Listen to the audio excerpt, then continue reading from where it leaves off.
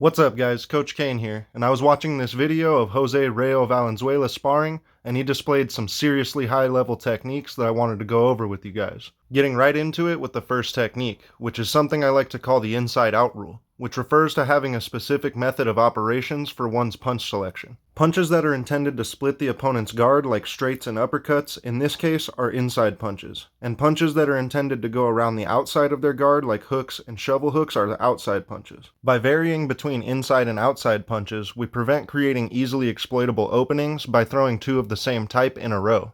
For example, two outside punches leaves us exposed up the middle for an inside counterpunch, and going inside can leave us open to an outside counterpunch. Here's a prime example of Rayo using this rule to great effect, causing a trapping or rattling effect of his opponent's head between his punches, making it extremely difficult to escape this type of combination. Going inside and out also makes your punch selection difficult to read, especially when you double up while still following the rule as Rayo does here, throwing a lead uppercut inside, then a lead hook to the outside.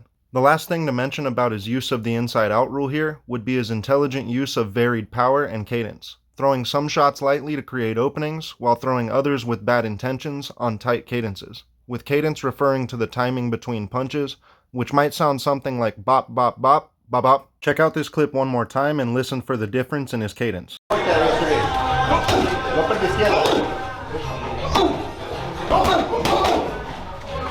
Next, I want to talk about his use of guard manipulation. Taking a page right out of Lomachenko's book, he would throw a jab and then behind that come with a fake jab that positioned his lead hand right above his opponent's rear hand, giving him the ability to pull it down and force an opening for a rear hand of his own.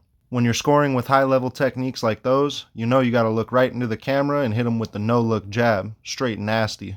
Another technique Rayo showed mastery of was the ability to turn his opponent with the lead hook, which for a southpaw like him is particularly effective not only as an exit strategy for his combinations, but as a method of achieving the coveted superior outside foot position that helps to line up the rear hand. Turning one's opponent with the hook as an exit strategy is a must-have technique, particularly for forcing an exit off the ropes like Rayo did here. Here we see him use an extremely important skill for controlling the clinch called pummeling, to achieve an underhook with his left hand and an overhook with his right, giving him the ability to control the yoke of his opponent's shoulders, and thus his balance and positioning. In this case, the yoke refers to how wide or how narrow his opponent's shoulders are while in the clinch.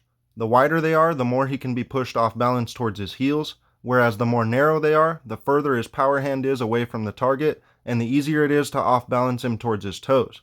In this case, Rayo chose to narrow his opponent's shoulders and use the control of his right-handed overhook to force his opponent's lead elbow through towards the ropes, creating a safe and effective exit route out to his right. In this sequence, he adds 3 new skills to the list. First, his use of parries to deflect the jab cross of his opponent, then he moves straight into switch hitting from orthodox, and finishes by using a technique I call the bump turn. I think it's important to make note of the fact that he uses a lead-to-lead parry for the jab, to ensure that his rear hand is still in a defensively responsible position to parry the cross when it comes. From there, he transitions his stance to orthodox, and uses the appropriate rear-to-lead parry of the new closed stance position he finds himself in, off of which he counters with a nasty rear uppercut, and finishes with that bump turn to create a new angle of attack, while simultaneously using a hand check to prevent his man from turning to face him on the new angle. Let's see that one more time with the audio.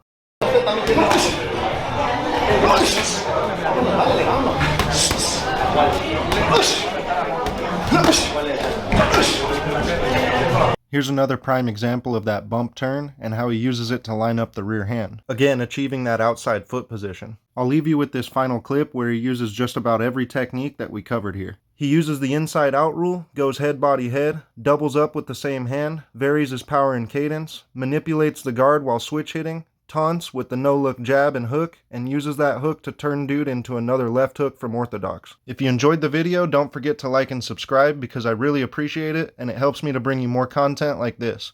Also, if you learned something, let me know what it was in the comments. Peace, guys.